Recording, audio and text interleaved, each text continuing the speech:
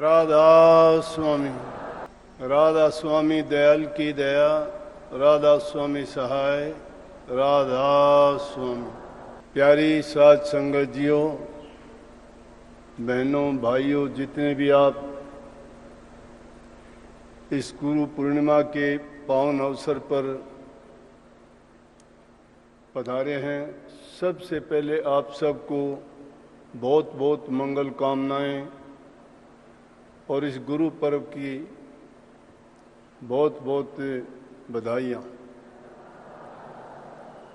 हमारे लिए सबसे बड़ा दिन और सबसे बड़ा त्यौहार वही होता है जिसमें गुरु की महिमा, नाम की महिमा, सत्संग की महिमा या ऐसे विशेष दिन जिस दिन महान संत प्रकट हुए हों या उन्होंने कोई ऐसा मानव कल्याण के लिए नए कार्य की शुरुआत की हो, उनसे बड़ा दिन हमारे लिए कोई नहीं होता। और ये गुरु पूर्णिमा जो आषाढ़ मास की आज का दिन है, ज्योतिष के हिसाब से देखा जाए तो कल दिन के 10:15 बजे से शुरू थी और आज भी ये गुरु पूर्णिमा का त्योहार के रूप में जो हम मनाते हैं, आज भी वो दिन है। इनको व्यास पूर्णिमा के नाम से भी जानते हैं और सबसे ज़्यादा महत्व 11 पूर्णिमा और भी होती हैं, लेकिन इसका सबसे ज़्यादा महत्व इसीलिए है कि व्यास जी इसी दिन पैदा हुए थे और वो एक महान ऋषि थे जिन्होंने चारों वेदों की रचना जो की गई थी उनको अलग अलग किया और भी बहुत से जितने ग्रंथ हैं उनकी रचनाएं उन्होंने की और ज्ञान का जो संकलन उन्होंने किया वो हमेशा हमेशा के लिए मानवता के कल्याण के लिए और मार्गदर्शन करता रहेगा जब तक की सृष्टि रहेगी। इसलिए इस महान दिन को हम सबसे ज़्यादा महत्व देते हैं और सारे देश में इसको बड़े हर्ष और उल्लास से मनाया जाता है। गुरु की महिमा सब शास्त्रों में, वेदों में, धार्मिक ग्रंथों में, ऋषियों ने, मनीषियों ने, संतों ने, फकीरों ने, वलियों ने, उल्लाओं ने, भक्तों ने, जो भी धर्म मार्गी हैं, उन्होंने गुरु की महिमा को जाना है और पहचाना है। गुरु और सतगुरु में भी काफ़ी अंतर है। जहाँ कहीं भी आप किसी ग्रंथ को देखोगे, अव्वल तो उसमें सबसे पहले ही मिलेगा गुरु ब्रह्मा, गुरु विष्णु, गुरु देव महेश्वर, साक्षात गुरु पार ब्रह्म तस्मै श्री गुरुवे नमः। कोई भी कार्य करने से पहले कहते हैं गुरु ही ब्रह्मा है, गुरु ही विष्णु है, गुरु ही देव महेश्वर है, गुरु ही साक्षात पार ब्रह्म परमात्मा है। इसलिए हम उस गुरु को सबसे प्रथम नमस्कार करते हैं, वंदना करते हैं, उनके चरणों में हम बंदगी करते हैं। इसलिए गुरु के दर्जे को सबसे ऊंचा माना गया है। माँ बाप निश्चित, इसमें कोई संदेह नहीं कि हमें जन्म देने वाले हैं, वो बहुत पूज्य हैं, लेकिन जिसने इसे दुनिया को बनाया, हमारे माता पिता को भी जिसने बनाया, उसको उसका भेद और रास्ता बताने वाले, उनसे भी प्रथम पूजने का विधान है। इसलिए इस गुरु पूर्णिमा को इतना महत्व दिया गया है क्योंकि 184 में जितने भी जन्म इस जीव के होते हैं वो अपने कर्मों के अनुसार उन योनियों को भोगते भोगते जैसा भी उसको उनका जातीय गुण होता है उसके अनुसार कर्म करते हुए इस दुनिया में वो रहता है और फिर उस योनि को छूटने के बाद में दूसरी में, तीसरी में इसी प्रकार से 4 खान की 84 लाख योनियों में चक्कर काटता रहता है, अपने कर्म और भर्मों के कारण उनको ढोता रहता है। लेकिन भाग्य से उसको इंसान का चोला जब कभी मिलता है तो इसमें उसको गुरु का मिलना, सत्संग का मिलना और परमात्मा से मिलने का रास्ता बताने का जब गुरु से उनको मंत्र मिल जाता है तो वो इस 84 लाख के जन्म मरण के बंधन से छुटकारा पा लेता है। इसलिए उससे महत्वपूर्ण और सबसे अच्छा जन्म कोई नहीं है। मनुष्य का जन्म सबसे ऊंचा है, लेकिन मनुष्य की योनि पाके ये जीव शुभ कर्म नहीं करता, नेक कर्म नहीं करता, ये प्रभु की भक्ति नहीं करता, अपने जीवन को नहीं संवारता, किसी के लिए नेकी करके नहीं जाता और दूसरे जीवों की भांति ये भी इस योनि को यूं ही बर्बाद करके चला जाता है, तो बेकार है। तो इसको चाहिए कि गुरु की शरण में जाए, दुनियादारी के काम जैसे भी हैं करे, लेकिन प्रभु से मिलने का रास्ता या इस जन्म मरण से मुक्त होने का रास्ता बिना गुरु के इसको कहीं नहीं मिलता। और ये विधान है कि जब गुरु की शरण में जाएगा, गुरु उसको भक्ति करने का तरीका बताएगा, उसको निषिद्ध काम करने से मना करेगा कि ऐसे काम करने से तुझे दुख होगा, तुझे पाप लगेगा, तुझे वो पाप कर्म भोगने पड़ेंगे और उनसे भोगने के कारण आपको मंदी चंगी योनियां भोगनी पड़ेंगी। इसलिए गुरु की शरण में जाओगे तो गुरु आपको उस भेद को समझा देगा, बता देगा। इसलिए गुरु की शरण लेके उनकी आज्ञा का पालन करते हुए और उनके बताए रास्ते पर ये जीव चले तो कल्याण हो। बिना गुरु के जीव का कल्याण नहीं है। दूसरी योनियों में तो एक मजबूरी है कि उनको कोई ज्ञान देने वाला, समझाने वाला, बताने वाला गुरु नहीं है, ना उनके लिए कोई ऐसा और दूसरा उपाय है कि जिसको करके उनको ये समझ आए कि वो किस प्रकार से इस जन्म मरण के फंदे से बचें और छूटें। लेकिन इंसान को सब चीजें मालिक ने बख्शी और इसके साथ साथ उसको ज्ञान, बुद्धि, विवेक, विचार और जातीय गुण भी इसके पास हैं, लेकिन वो सारी चीजें चाहे इसके पास हों, सारी चीजें होते हुए भी उन चीजों को हरकत देने वाला, उनको समझाने वाला, उनके ऊपर से पर्दा उठाने वाला जब तक नहीं मिलता है और वो ज्ञान का रास्ता नहीं दिखाता है, तब तक ये जीव अंधेरे में रहता है। इसीलिए क्यों कहते हैं कि गुरु ज्ञान दे देता है। ज्ञान का मतलब गुरु वो प्रकाश देता है, समझ देता है कि जिसके कारण उसको भले बुरे का, पाप पुण्य का और परमार्थ और स्वार्थ का सब पता लगता है। बिना गुरु के ये ज्ञान नहीं हो सकता। इसलिए गुरु की शरण क्यों कही शास्त्रों में, जहां कहीं देखोगे कहते हैं गुरु बिन माला फेरते, गुरु बिन देते दान, गुरु बिन दान हराम है, जा देखो वेद पुराण। कहते हैं कि क्योंकि बिना गुरु के अज्ञान के बस अगर कोई काम करता है तो आदमी उसमें कोई ना कोई कष्ट बेशक उठा लो, उसको करने का तरीका जब नहीं आता।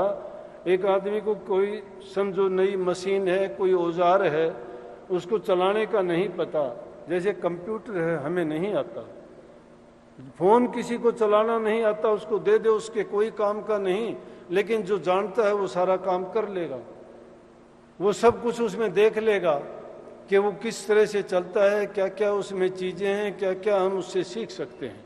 इसी प्रकार से कही है कि गुरु बिन माला फेरते, अगर माला के मणके ठनकाने से अगर काम हो तो कोई भी हाथ में लेके उनको गिनती करता रहे, कोई फायदा नहीं है। लेकिन गुरु के पास जब जाओगे तो बताएंगे कि वो मणके ठनकाने का मतलब क्या है, उस माला को किस प्रकार से जपना चाहिए। माला तो काठ की है, धागा है, उसमें एक सुमेरु है, गिनती कर लोगे, करते रहोगे, मणकों की गिनती नहीं करनी। और उसके लिए संतों ने उसका भी तरीका बता दिया कि उस माला को हाथ में लेके, ये नहीं कि कोई नाम भी आपने बता दिया होगा उसको करते, और जब भी कोई काम पड़ता है, नजर कहीं होती है, मन में विचार कुछ होता है, माला हाथ में फिरती है, तो संतों ने कह दिया कि माला तो कर में फिरे, जीभ फिरे मुखमा, मनवा तो चहुदिश फिरे, ये तो भक्ति ना, ये भक्ति नहीं है, ये सुमन नहीं है। क्यों कि जबान से कुछ करते हो, हाथ से कुछ करते जाते हो, लेकिन मन तुम्हारा शिथिर नहीं है। इसलिए गुरु समझाता है कि उस मन को शिथिर करने के लिए कहाँ जाओगे? गुरु के पास। क्योंकि जब तक मन को इससे शक्तिशाली ताकतवर चीज के अधीन नहीं कर देते, तब तक ये मन काबू में नहीं आने वाला। इसलिए गुरु के पास जाके समर्पण कर देना चाहिए, पूर्ण रूप से गुरु के तन से, मन से, धन से उनको समर्पित जब हो जाता है, वो गुरु का हो जाता है, तो गुरु उसका हो जाता है। और जब गुरु उसका हो जाता है तो उसको अपनी चिंता करने की जरूरत नहीं है। गुरु कदम कदम पर हर पल उसकी संभाल करता है। लेकिन ये उन लोगों के लिए कलाम नहीं है कि जो लोग ऊपर जबान से तो गुरु गुरु करते हैं, लेकिन अंदर में गुरु के प्रति, नाम के प्रति कोई भी उनका विश्वास नहीं है, श्रद्धा नहीं है। इसलिए श्रद्धा और विश्वास इसका दृढ़ है। और जिसने गुरु की शरण सच्चे मन से ली है, तो निश्चित रूप से उसको निश्चिंत हो जाना चाहिए कि उसकी सारी चिंता, विपदा, उसके सब दुख, दर्द, परेशानियां गुरु ने ले ली हैं। और जब कभी ऐसे अवसर आए भी गए तो गुरु उनको संभाल भी लेगा, लेकिन सच्चे रूप में जो शिष्य होंगे वो उस बात को गुरु तक जाने भी नहीं देगा। क्योंकि जब इंसान को समझ आ जाती है तो उसकी परेशानियां सब दूर हो जाती हैं। लेकिन समझ कहाँ मिलती है? गुरु की शरण में। लेकिन हम गुरु के होके और गुरु की बात को नहीं मानते, गुरु से धोखा दगा करते हैं, गुरु से छल कपट करते हैं, गुरु से मन की बातें छिपाते हैं, तो फिर गुरु के नहीं हुए हम तो अपने मतलब के हैं, अपने स्वार्थ के हैं। गुरु से तो ज्यादा चालाक, चतुर, बुद्धिमान हम हैं। फिर हमने गुरु से नाता क्या जोड़ा? गुरु से जिसने नाता जोड़ लिया उसने अपनी कोई चालाकियां नहीं करनी। गुरु के आगे अपना दिल जो खोल के रख देता है, मन की बातें जब तक गुरु को नहीं बताता है, तो तब तक गुरु के पास उसका इलाज भी नहीं है। गीत गाते हो गुरु वेद अगम के, गुरु वेद अगम के, इस यहाँ के भी हैं, अगम के भी हैं। कहने को तो कह देते हैं कि मेरे तो आप सब कुछ हो, लेकिन सब कुछ हमने बनाई नहीं है। सब कुछ बना लेते तो उसको कहने की जरूरत नहीं पड़ती, दिखाने की जरूरत नहीं पड़ती, किसी प्रमाण और सर्टिफिकेट की जरूरत नहीं होती। वो कनेक्शन, वो नाता प्यार का जुड़ता है, दिल से जुड़ता है, ख्यालात से जुड़ता है। प्यार किसी को दिखाने के लिए नहीं है, और वो बंधन ऐसा बंधता है कभी टूटता भी नहीं है। और हमारी तो औकात क्या है? बड़े बड़े ऋषि मुनि भी जो गुरुओं के संग में गए और उनकी हालत जो हुई, कई बार उनसे भी ऐसी गलतियां हुई कि गुरु की महिमा नहीं गा सके, गुरु के प्रति अपने विश्वास और श्रद्धा को दृढ़ नहीं कर सके, तो वो भी विचलित हो गए और उनको नुकसान उठाना पड़ा। किस प्रकार से? एक छोटा सा संवाद आता है रामायण में। काकभूषुंडी जी अपने जीवन के बारे में बताते हैं कि एक बार के अयोध्या के अंदर मैं जन्म लिया, तो एक नीची जाति के अंदर मेरा जन्म था। गरुड़ जी से कहते हैं कि वहाँ अयोध्या में रहते हुए मुझे बहुत साल बीते, लेकिन मेरे पास धन काफी था जिसका मुझे घमंड हो गया। मैंने साधु, महात्माओं, संतों की कोई कदर नहीं करी, बल्कि उनके बारे में मैं कुछ नकारात्मक सोच रखता था, जो मन में आता बोल देता था, कर देता था। लेकिन ऐसा वक्त आया, एक महाकाल पड़ा और मुझे अयोध्या नगरी छोड़नी पड़ी। ये काकभूषुंडी जी पिछले जन्मों की बात बताते हैं। तो क्या हुआ कि महाकाल जब पड़ा, चारों तरफ हाहाकार हो गई, तो कहने लगे मैं भी अयोध्या को छोड़ के, मेरे पास भी कुछ नहीं बचा, मैं उज्जैन नगरी में पहुंच गया। उज्जैन नगरी में गया तो वहां कुछ काल के बाद में मेरे पास कुछ धन हो गया, और वो धन होने के बाद में मेरा अच्छी तरह से सब काम चलने लगा। तो मैं क्या किया कि एक शिव मंदिर था उज्जैन नगरी के बाहर, उस शिव जी के मंदिर में जाता था, वहां एक बूढ़ा फकीर मुझे मिला। उस फकीर ने मेरे को नाम की दीक्षा दी। कहने का मतलब उन्होंने उनको गुरु के रूप में स्वीकार किया, उनका वो शिष्य हो गया। और उस बूढ़े फकीर से नाम की दीक्षा लेके क्या करता, कहने लगे मैं मंदिर में जाता और वहां जाके मंदिर में ध्यान भी लगाता और गुरु ने जो बताया था उस मंत्र का जाप करता था। बड़े काफी टाइम में लगाता था। तो एक दिन क्या हुआ कि मैं जब जाप कर रहा था उसी वक्त में मेरे गुरुजी वहां आए।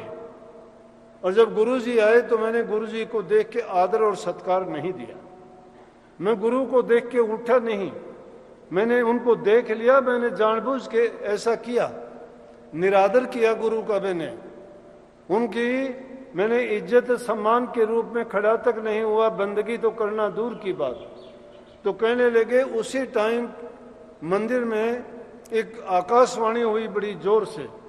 और उस आकाशवाणी में ये बात थी कि अरे दुष्ट, तू बहुत घटिया किस्म का इंसान है, तूने तेरे गुरु का निरादर किया है, तूने जानबूझ के, तुझे पता है और तेरा गुरु आया, तू उसके सम्मान के लिए उठा तक नहीं, तूने बंदगी नहीं की।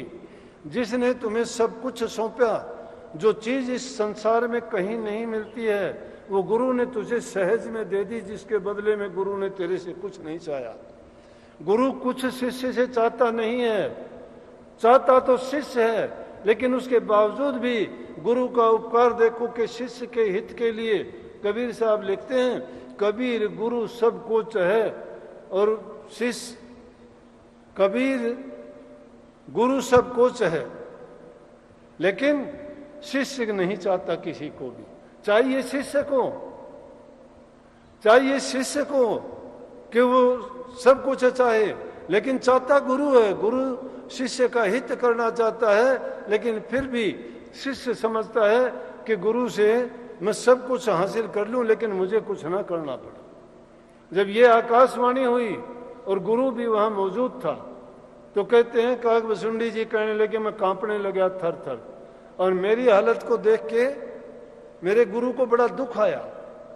जिस गुरु का निरादर किया, जिस गुरु के सम्मान में खड़ा तक नहीं मैं हुआ, वो गुरु मेरे ऊपर जब ये आफत आई तो मेरे गुरु को बड़ा दुख लगा। और वो हाथ जोड़ के कहने लगे कि हे प्रभु, ये अनजान है, ये नादान है, ये कुबुद्धि है, इसको समझ नहीं है, ऐसा इसके साथ ना कीजिए, इसको बख्शो किसी तरह से।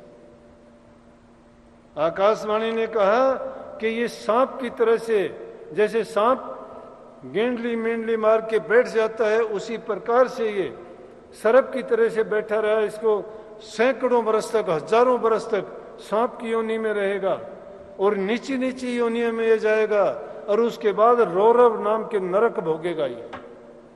जब ये बात सुनी तो गुरु कहने लगा, ये नादान है, ये अनजान है, रहम करो इस पर। इससे जो कुछ हुआ अनजाने में हुआ, मैं आपसे इसके लिए माफी मांगता हूं। ये गुरु का हृदय है और वो शिष्य का कर्म है। शिष्य ऐसी गलतियां करता है, फिर भी गुरु उनके लिए बुरी भावना नहीं रखता।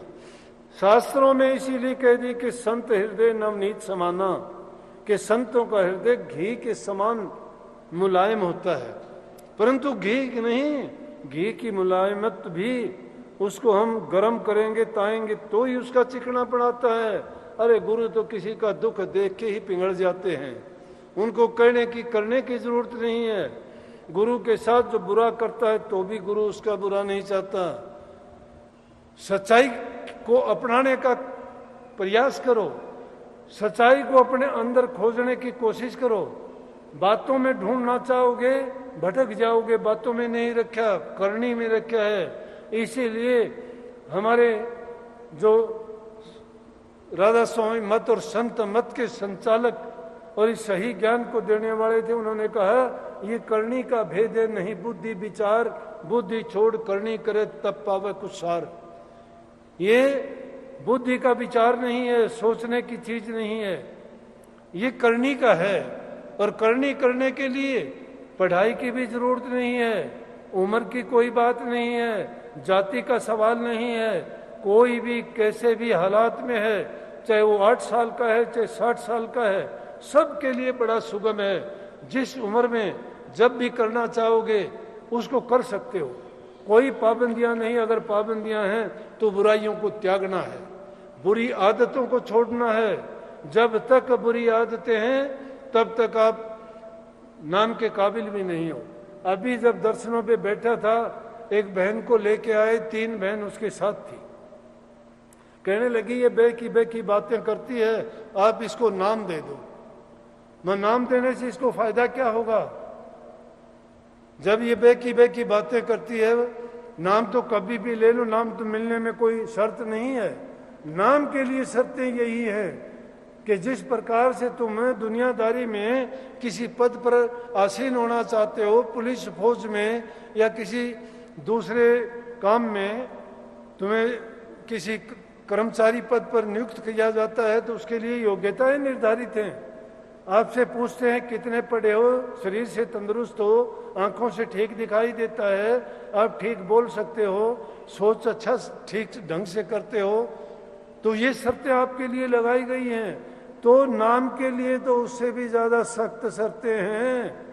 और उसके लिए जरूरी है कि जिस प्रकार से दुनियादारी की चीजों को हासिल करने के लिए वो सिर्फ पेट तक सीमित है, पेट पालन के लिए, और तुम चाहते हो मोक्ष मुक्ति के लिए, तो अगर तुम चाहते हो तो उसके लिए तो ये शर्तें होनी चाहिए कि हम में कोई भी बुरी आदत नहीं होनी चाहिए।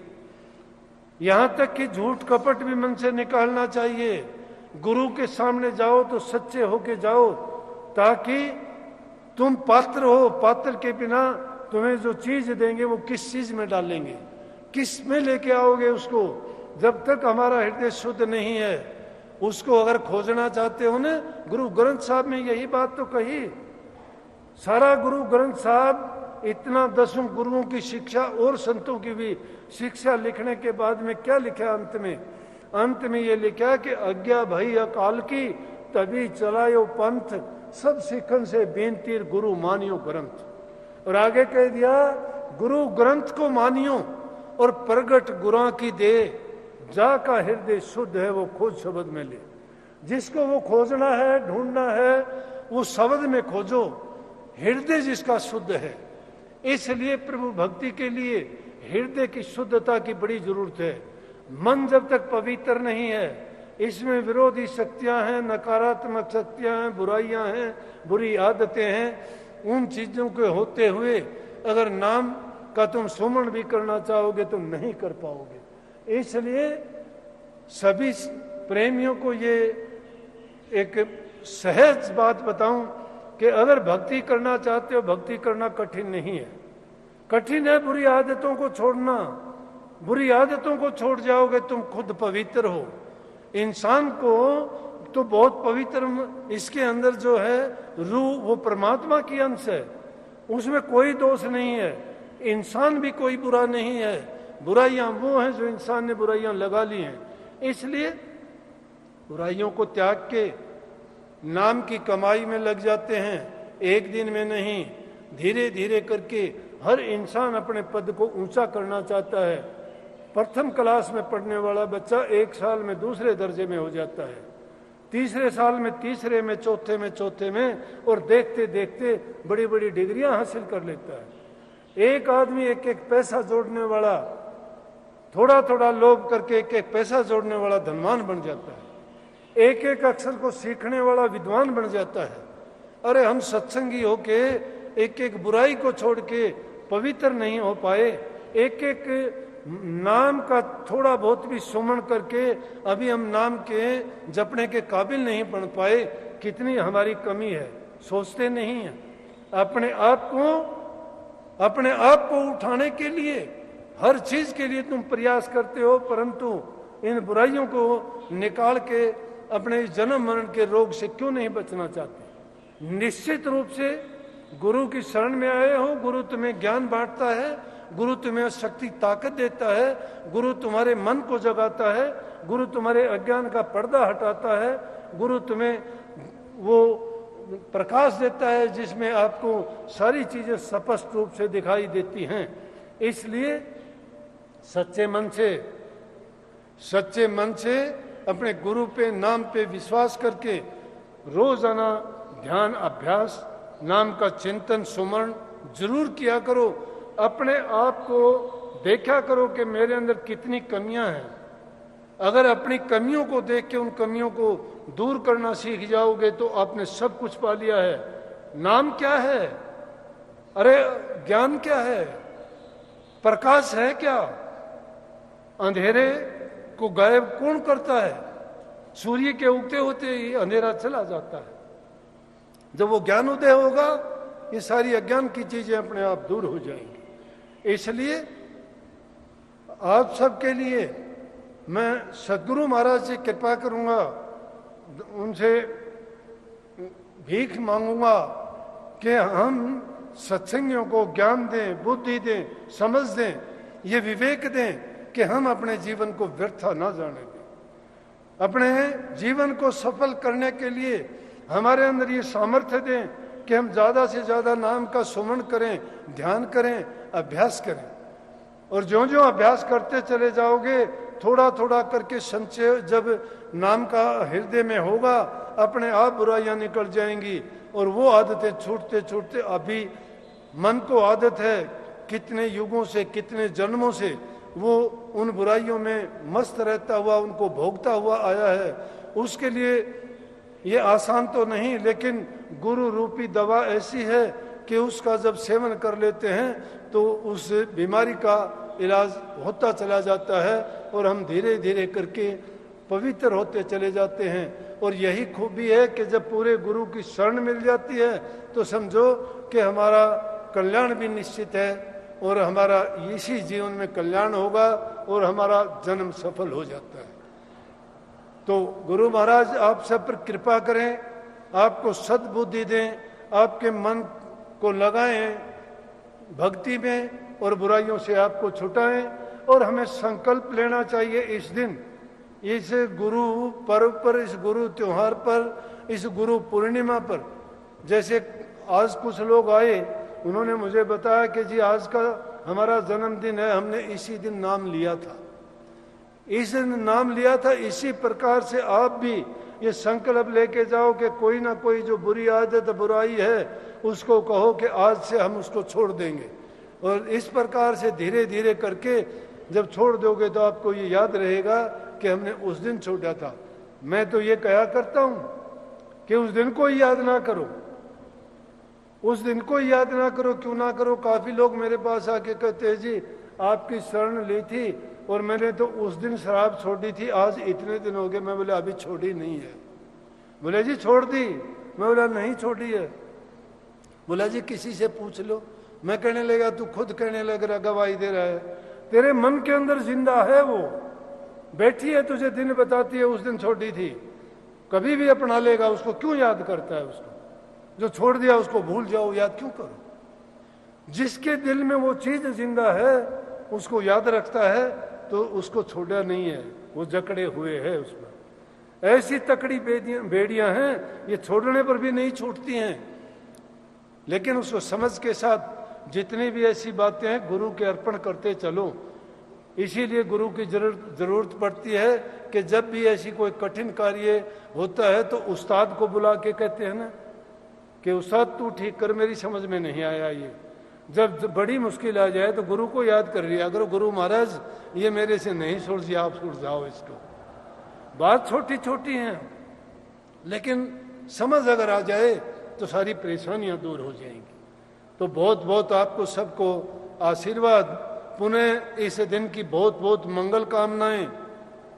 पीछे का टाइम बुरा गया था भी भूल जाओ, ये एक अच्छी शुरुआत है, अच्छी शुरुआत है। आगे से सत्संगों के कार्य पुरानी तरह से ही बढ़ने शुरू हो जाएंगे।